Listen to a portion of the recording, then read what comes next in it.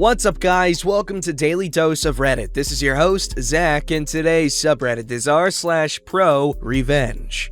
Alright, this story's called When Service Personnel Screw the Pooch. Here's a story for you. I served from 2009 to 2016 in the US Navy, originally slated as a nuclear machinist mate. Location names will be used except for private businesses and people who work at the same, but if you're familiar with the area, you should know what's going on. One weekend in November of '09, I was wrapping up my A school, the first school that we had to go through to get qualified as Navy nuclear operators. My classmates and I didn't feel like spending the whole weekend on base studying, so we went off base to the local mall and shopping center. I was perusing the local tabletop game store, the Dragon's Roost, first name change, and I was intrigued by all the Warhammer 40,000 models on display. Most of it was artfully painted and placed on display for people to see what can be done with the hobby. I came across one diorama with a bunch of space marines duking it out with a squad of Tyranids. All the marines had names associated with them, on flags flying for each, with people related to the store on the Space Marine side, US Navy, US Army, or good customer, insert name here. The Space Marines I could recognize as Brother Steve, the store owner, name changed, and Brother Shannon, his wife, name also changed. However, my eye was caught by one Space Marine,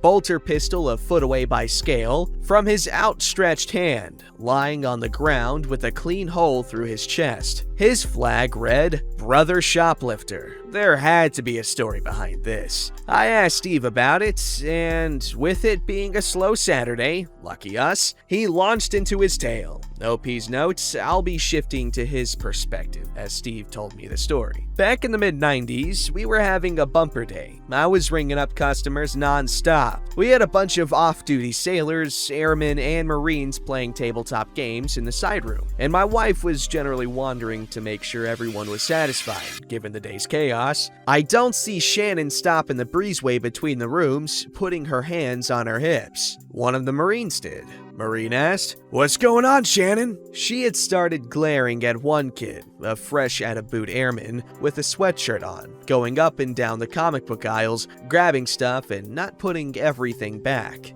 She simply responded, "I think that man is stealing." All of the players got up from that table and went to cover the doors. Two flanked Shannon, one to the back, two to the front, and one to either side of the aisle the booty was in. The two covering the aisle were both Marines built like a brick crap house. They approach the kid and ask what he has under his sweater. The kid responds, "Nothing." "Nothing, huh?" An open palm punch flies out and hits the kid square in the chest, his arms flying out to either side of him to maintain balance, and comics drop out of the front of his sweatshirt all over the floor. "Nothing, huh?" Then loudly, "That looks like about $500 worth of stolen goods. Hey, Steve, isn't that grand larceny?" I started reeling a bit, but come to my senses and say, "Yeah, it is." Then the Marines both grab the kid and start hauling him out the front door towards one of the sailors' Camaros to shove him into the back and take him back to base. I figure they had it well in hand. Meanwhile, a shipyard bubba with his son in tow comes in and asks me what's going on. I told him it was a shoplifter, and the serviceman had it under control. "Shouldn't you call the cops?" he asks. Yeah, I should. I step out front and call out to the group. "Hey guys, we have a witness." The Marines, who were having difficulty shoving the airman into the non-existent backseat of this Camaro, pause and look at each other and the sailor, then haul the kid back inside and plop him down between a couple of the display cases and stare the kid down, daring him to make a move while I call the Charleston police. Within 10 minutes, a cop black as night and roughly 7 feet tall arrives to take charge. He's so tall, he has to duck under the doorframe to get in. He then asked me if I was the owner or the manager of the establishment. I responded, "I am the owner." The cop takes one look at the kid, now white as a sheet, and asks me, "What do you want me to do to him?" Not with. 2. Charleston police will bend over backwards to please owners of any building or establishment they get called to, but don't give a hoot about managers or renters, this being the South. It's a very southern US thing. I just told the cop to take the kid back to whatever base he's from. They'll deal with him there. To my surprise, the cop is back within 20 minutes and told me that the kid was just gonna get a slap on the wrist based on the reception he received. I wouldn't have that, so I called up one of my friends on the base, a Chief Master Sergeant, call him Chief, an E9 in the Air Force, and the first sergeant of the base at the time. I gave him the whole spiel, and he told me he'll take care of it. We kept tabs through the kid's ordeal, where I found out he was put on extra latrine duties on his side of the runway, and then immediately moved to the other side of the runway to do more of the same for the landing planes and their lavatories. This had gone on for a good 3 months when his captain, Air Force 03, took notice and put him in immediate transfer papers, seeing as the kid obviously pissed off one of his seniors and was getting hammered for it. As it turned out, all transfer papers crossed the first sergeant's desk for signing off and adjustments, up to and including recommended rerouting. He recommended Nome, Alaska as the kid's next duty post. OP's note: the Nome base hadn't been in use since the mid-1950s by the Air Force, so I'm pretty sure Steve had that one mixed up with one of the other Alaskan bases. But the point was still valid. He called me to tell me what was up with Brother Shoplifter, and I figured that him getting transferred out would be the end of it. No way, I'm not done with him yet. After another week, the chief called me and told me what was done. The conversation went roughly like this. Nome Air Force Base, this is Airman, redacted, speaking. You're on an unsecured line. How may I help you, sir or ma'am? Hi, this is Chief Master Sergeant, redacted, First Sergeant at Charleston Air Force Base. I'd like to speak with my equivalent there on your base regarding the personnel transfer. Wait, what? Sure. Hello, this is Technical Sergeant Redacted speaking. We don't have a first here, but I am the ranking enlisted. What's up, Chief? I have a fresh transfer here going up to Alaska for a change in scenery. You should be seeing his papers come through pretty soon, but I need to talk to you regarding the reasons as to why he's being sent out of rotation. I have a new airman coming from your neck of the woods.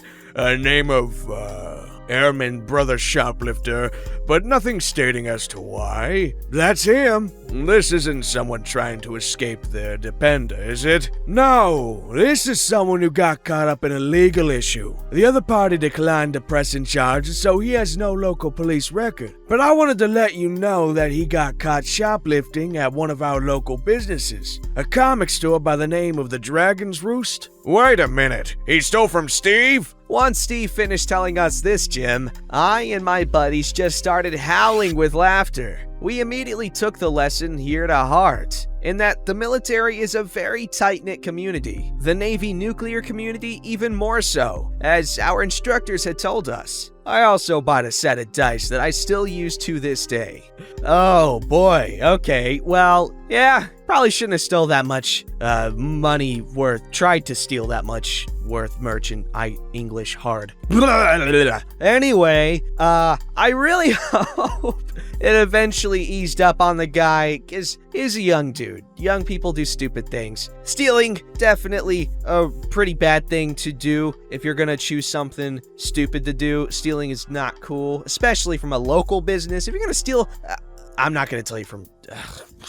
Just steal from people who can afford it. If you absolutely have to, you sticky-fingered sticky person. And by people who can afford it, I mean like, you know, the big boys, you know, Walmart. I'm pretty sure Walmart has the largest annual revenue of any company or entity, I guess. I mean, okay, other than maybe countries or something, but I'm just saying, like, they have freaking 500 billion bucks a year. It's crazy. But don't steal. It's wrong regardless.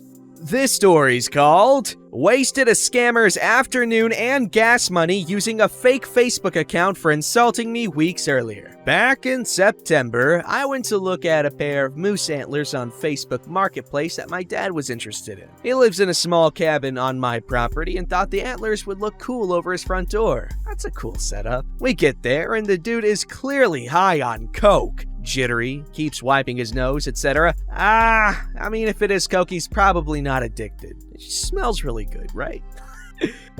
We met him at a storage rental place, so he had to let us in with his coat, and we were stuck in the facility until he let us back out. We get to his rental unit, and he gets the antlers out. They were very clearly fake. He said he'd spray painted them brown to make them look like they were still in velvet. It's obvious he'd sprayed them to try to make them look real. The weight was off, the color was off, there were several large cracks in them, and you could see they were white inside, not bone-colored. There were also several points broken off, and the material inside was white and powdery. Again, not bone. He kept insisting they could be fixed with some epoxy. Finally, tapping your fingers on them made a drum noise, so they were hollow inside. At this point, I hadn't said a word at all. I was just along for the ride with my dad. Dad politely tells the guy that we're gonna pass. He thinks they're fake. Thanks, but no thanks. This guy goes off the deep end screaming at us, calling us all sorts of names, insulting us, our mothers, etc. Then he starts screaming at us that we were locked in there with him and weren't leaving until he was ready to go.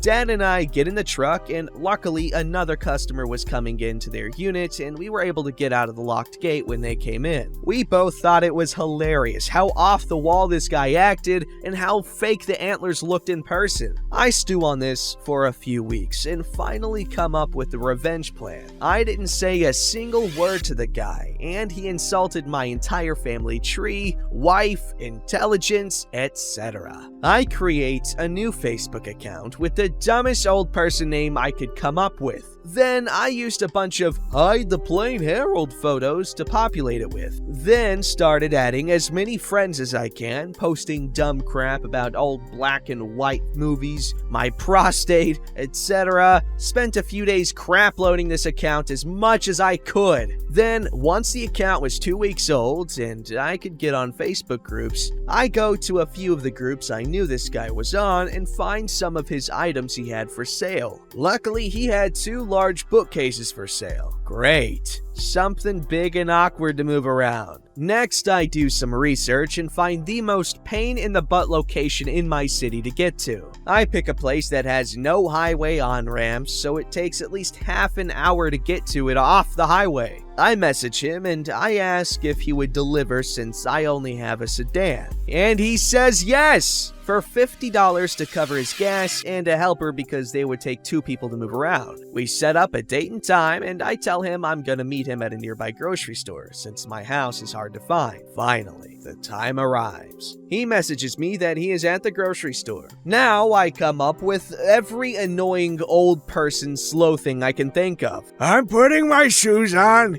My wife is in the shower and I can't leave in case she slips. Then, oh, we've not gone anywhere in so long because of this China virus. My car battery's dead. Mr. Scammer finally asks for my address and says he'll find the place. I get on Google Maps and find the most pain-in-the-butt street to get to, knowing he's driving a full-sized van and towing a trailer with the bookshelves behind. So I find a street in the very center of an old, badly laid-out neighborhood, got on Street View and look for where the house number stops, and pick a number a few above that one. I tested in Google Maps, and Google Maps isn't smart enough to know that house number doesn't exist. It just points you at the end of the dead-end street. So I relay this address. Of course, I make sure to mess it up a few times and get him lost in the process. After about 90 minutes, he messages that he can't find that house number, but he's on my street. Can I please come outside? I reply with, no thanks. No thanks what? I walked out there and saw them. Not interested in buying. My Facebook account blows up for the next hour with him trying to call me, video chat, sending all kinds of horrible messages about how I'm a liar and a cheater. I never respond back. I check it occasionally, and about every 2 weeks, he sends me a nasty message still. Dude had no idea who it was that messed with him or why it happened. I'm kind of debating about doing it again.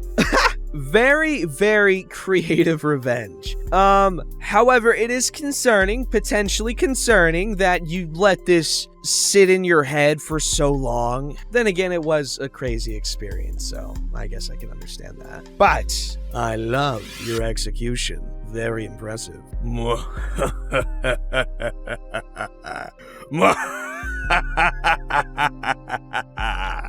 Alright, this story's called Bottle Driver Gets Stuck at the Gate. This just happened, and I wanted to type it while it was still fresh in my mind. An important thing to note is that I live in a gated community. Wow.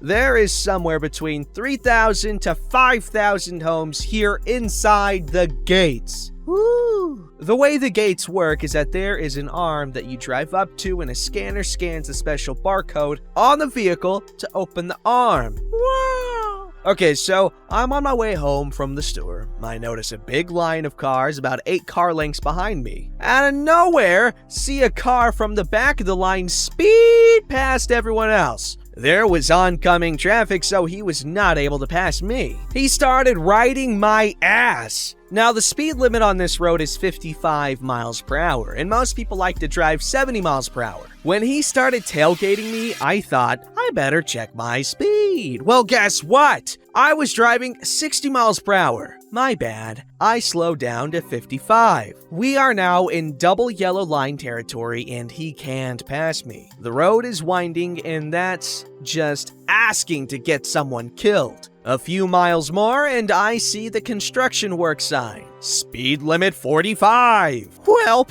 better slow down again. He is enraged at this point, honking, flashing his lights, tailgating me. I keep going the last 10 miles until I turn into my gate. And crap, he's turning too. I thought, oh man, I just pissed off one of my neighbors. Now, the gate will only let one car in at a time, so each car has to be scanned individually. My car is scanned, the arm opens, and I drive through. The arm goes back down. I look in my rear view mirror, and the arm is not opening again.